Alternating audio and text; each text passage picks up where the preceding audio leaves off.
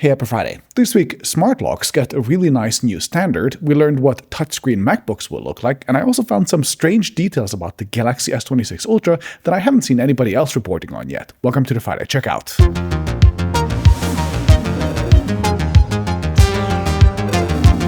This video was sponsored by Anchor. Okay, for my first story of the week, smart locks got a really nice new standard.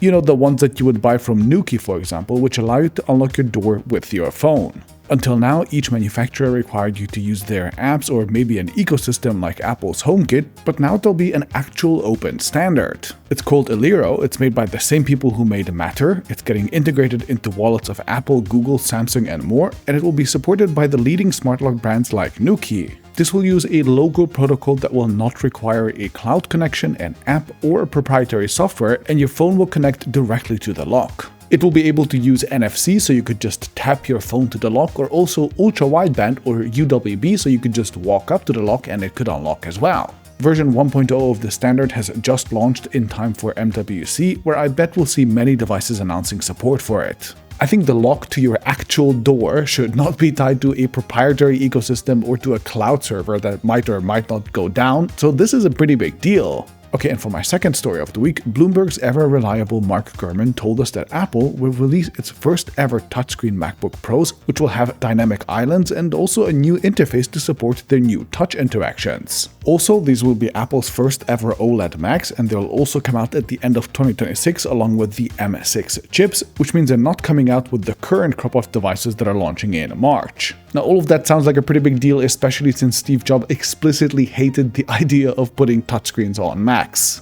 Touch surfaces don't want to be vertical. It gives great demo. But after a short period of time, you start to fatigue, and after an extended period of time, your arm wants to fall off. That said, he also famously hated the idea of making a phone that would be too big to use with a single hand, so I guess many of his objections have been put to the side by now. Anyway, Mark Gurman says that the Mac will still primarily remain a keyboard and mouse system, with touch being positioned clearly as a secondary input method. He also said that macOS will only surface touch options if a user actually touches their screen, in which case, quote, the interface will bring up a new type of menu surrounding their finger that provides more relevant options for touch commands. I'm being a little sarcastic here, but touchscreen Macs plus a foldable iPhone means that this year might be the most interesting one in Apple hardware in quite a while. Okay, and for my third story of the week, I spent some time with the new Samsung Galaxy S26 series, where I found loads of nice upgrades, but also two negatives that I think almost everyone else seems to have missed. On the positive side, these phones are now noticeably thinner. The Ultra also features 60-watt fast charging and 25-watt wireless fast charging, and while the camera sensors are unchanged yet again, which is kind of a crime, at least the Ultra now comes with much wider apertures on two of its lenses, which is something.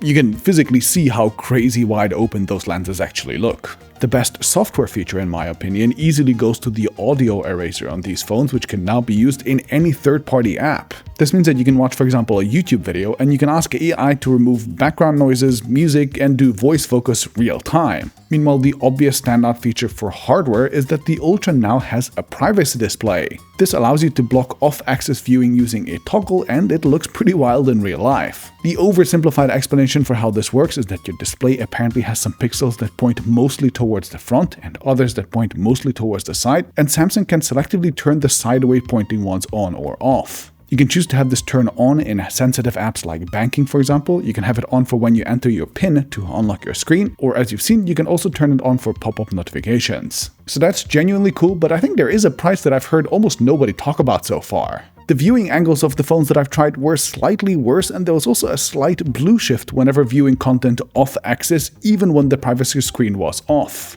And meanwhile, even when you were looking at the screen straight ahead, it looked a little bit more grainy now as well, as if there was a tiny bit of fuzz on the screen, especially on the high contrast areas. Now, I noticed this because I was specifically looking for problems with the display, so I was looking at it, for example, side by side with other displays, and only then did I see that there was something a tiny bit off. Of course, most people don't do this in their normal lives, and probably the trade-off is still worth it for the privacy display, but it's something that you should keep in mind. And second, we also have to talk about a specific Samsung AI feature called Now Nudge. This specifically looks at your conversations in various chat apps, and it gives you contextual prompts like making you send pictures from Australia when your friend asks for them, or for example when somebody asks for your availability, it can actually pre-fill an option based on your calendar. Now, Samsung specifically told us that this feature has a memory, so it will actually remember conversations from earlier on, and they also specifically said that it should work in most messaging apps, including Signal. Now that made me suspicious, like how would Samsung's AI know what's happening in your conversations, especially in a third-party app like Signal? So I actually asked the reps at the event and they gave us some kind of vague answers,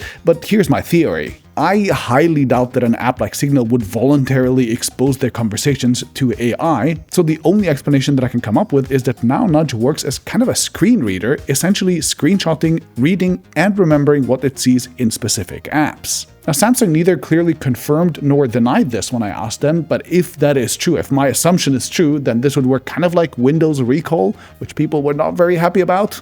Now, to Samsung's credit, Now Nudge only turns on when you enable Galaxy AI, and even then, the processing supposedly only happens and stays on your device, so you can decide if that is a reasonable trade-off, but it should be something to be aware of as well. Okay, and moving on to our release monitor, we continue with Samsung, who also released the Galaxy Buds 4 and 4 Pro. Both the case and the buds have been redesigned, and they look much less like AirPods now, which I like a lot. The sound quality, the comfort, and the noise cancelling all seem really nice, and I think these might be a quiet hit for Samsung. And then talking of earbuds, the Huawei FreeBuds Pro 5 also launched this week, which support a pretty bonkers 4.6 megabits per second lossless audio via Nearlink. Nearlink is Huawei's very own wireless connectivity standard, so you also need a Huawei phone for that. And of course, the buds can just switch to Bluetooth with other devices, but 4.6 megabits per second is pretty crazy. Meanwhile, Xiaomi this week also announced the ultra-thin magnetic power bank. It is just 6 millimeters thin and it only weighs 98 grams despite packing a respectable 5000 mAh capacity. That is crazy, and Xiaomi is clearly pitching this to iPhone users in part, but at 15 watts it should work for Android users as well. And then last in our release monitor, Panasonic this week also released a pretty unique new thing called the Lumix DMS1. This is a $400 microphone that slots onto the hot shoe of their cameras, and then it has directional microphones facing each way, so you can actually select the direction of your recording with just a few buttons. It looks like a really elegant solution, there's support for 32-bit float recording, and people say it actually sounds great. And then moving on to the briefer stick with Panasonic, who has announced this week that they will no longer make their own TVs. They were one of the last Japanese companies who still did, but they're now selling their business unit to the Chinese firm Skyworth. That sounds similar to what Sony did with TCL. Next up, Nothing showed a teaser for what their upcoming Phone 4a will look like. I like the design and the color as well, and the actual release will happen on the 5th of March. And talking of phones, the Chinese giant Tecno had just announced that they're reviving the idea of magnetic modular phones. At the time of recording, we only have some low-resolution images, but they say that they'll launch a phone that is just 4.9 millimeters thick at MWC, along with some pretty crazy-looking accessories, including a power bank, a whole-ass camera system with a telephoto lens, a gamepad, and more. Nice.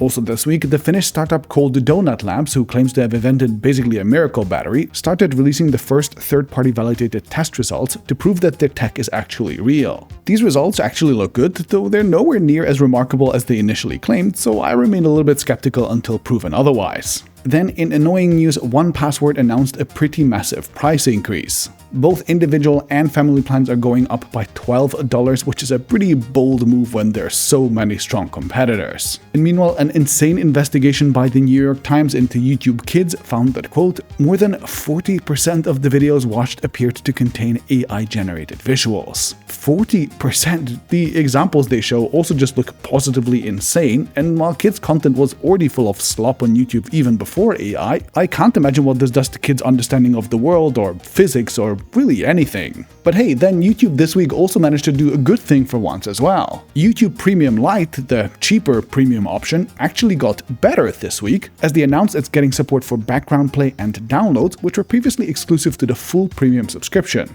That's nice. And also nice is that Apple this week announced that it will produce the Mac Mini in the US later this year. Now this is a very small production line, so it's not dramatic, but it is something, and it should appease Trump at least for a while. And then, moving on to everyone's favorite Dutch semiconductor equipment maker, ASML unveiled a new EUV light source advance that could help its machines yield 50% more chips by 2030. The guy who's quoted in the article is called Van Gogh, which is awesome, and they say that their machines will be able to turn a ridiculous 100,000 tin droplets into plasma mid-air per second. Wild. And talking of wild, I just came back after a month of travel, and the best travel gadget that I had with me was this. This is the world's most compact multi-port charger at 160 watts. It's from my sponsor Anker's flagship Prime series, and as you can see, it's a lifesaver, especially when you have to share a limited number of sockets with other travelers like we did on this dive boat, for example. Not only can you plug in up to 3 USB-C devices into it simultaneously, the 160 watt output also means that it's easily powerful enough to fast charge a laptop, a gaming handheld, and a phone simultaneously, for example. And by the way, 160 watts is the total combined output, while any single port can go up to 140 watts, which is also very high. I love that the display gives you immediate feedback about how fast your devices are charging, and also that you can use this little button to see more detailed stats on the charging temperature, even to connect your device via Bluetooth to your phone if you want to. Now that connection is completely optional, you do not need the app, but again it does allow you to do things like set timers, turn individual ports on and off, set priorities, etc. I have the EU model where the head folds up, of course, while the US one, as usual, is even more integrated, plus the whole thing either way only weighs about 200 grams, so it's super convenient to travel with. But then even when you're at home, it's just very nice to be able to consolidate 3 chargers into one and to organize your desk. The device uses GaN Prime 2.0, which is Anker's premium gallium nitride tech that enables it to be so compact, while Power IQ 5.0 is Anker's tech for intelligently distributing that power between your devices. And if you want to get one for yourself, be sure to use my link in the description, as that will make sure that you get the best prices available, and also that Anker will know that I sent you. Thanks!